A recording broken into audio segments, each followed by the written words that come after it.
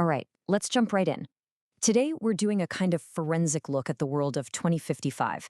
But what we're looking for isn't some big, flashy revolution. No, we're tracing a much quieter shift. How the tech we were all using back in the 2020s, slowly, almost without anyone noticing, laid the groundwork for a whole new way of running the world. And this quote right here, this is basically the key to the whole thing.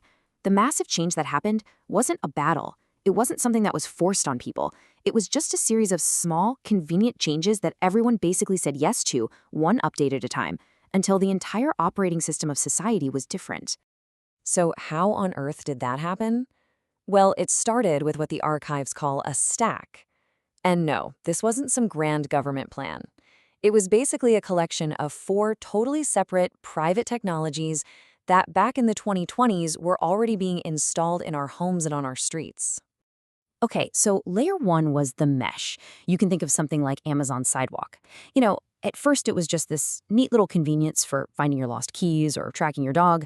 But what it was really doing under the surface was building this massive civilian-owned network that didn't need Wi-Fi or cell towers.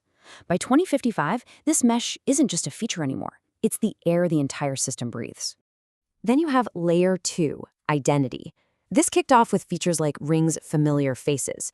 Now, the real innovation here wasn't the camera itself. It was the software's ability to say, hey, that specific face, that belongs to this house, which is linked to this account. Over time, this just became a property of the network itself. In 2055, you don't show your ID. The system just knows it's you. It recognizes you. And then came the mobility layer. Companies like Flock were the pioneers here. Their license plate readers didn't come from some top-down government order. They just spread, neighborhood by neighborhood through homeowners associations. Suddenly, our roads became sensors, our cars became data points, and our movement became this predictable stream of information. Fast forward to 2055, and mobility isn't a right anymore. It's an allocation, just like water or electricity. And finally, the fourth layer, the glue that held it all together, fusion. This was the territory of companies like Palantir. And this is a really crucial point. Their job wasn't surveillance in the way we think of it.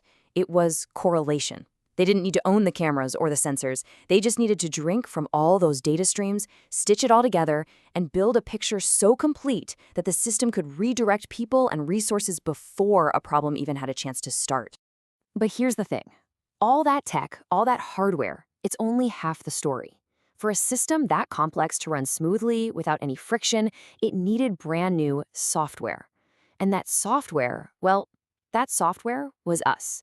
It required a profound change in the population itself. The historians of 2055 have a name for this process, the analog fade. This wasn't a war, it wasn't a plague, it was just demographics. It was the slow, natural, and gradual disappearance of the very last generation of people who could actually remember a world before the system existed.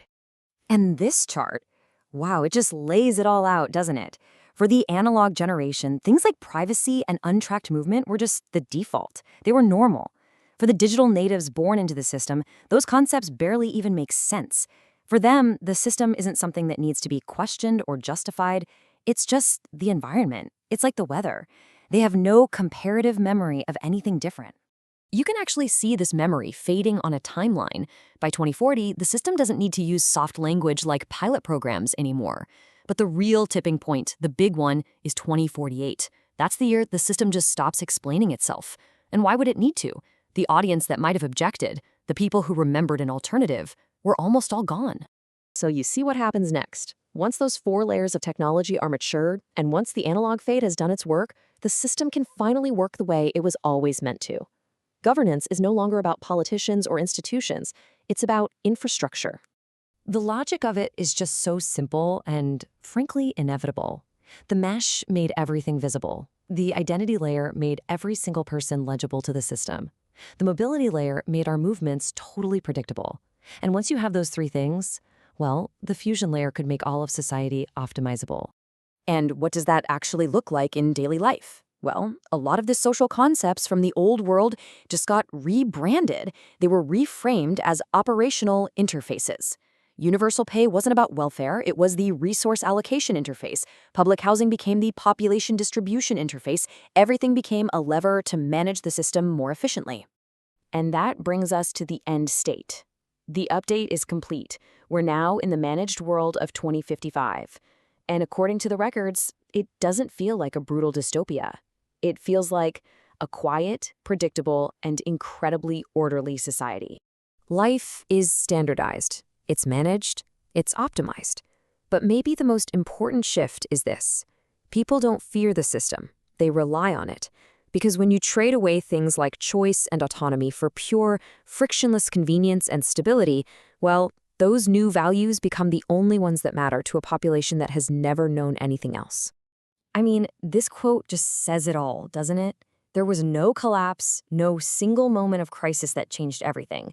The world just updated itself, piece by piece, while we were all distracted, exhausted, and ultimately just aging out. And so that leaves us with this final, really critical question. The biggest lesson from this whole period is that massive, fundamental change happens when our collective, comparative memory is lost. And that should make us look around today and ask ourselves, what are we forgetting right now? What quiet updates are we agreeing to without even realizing it?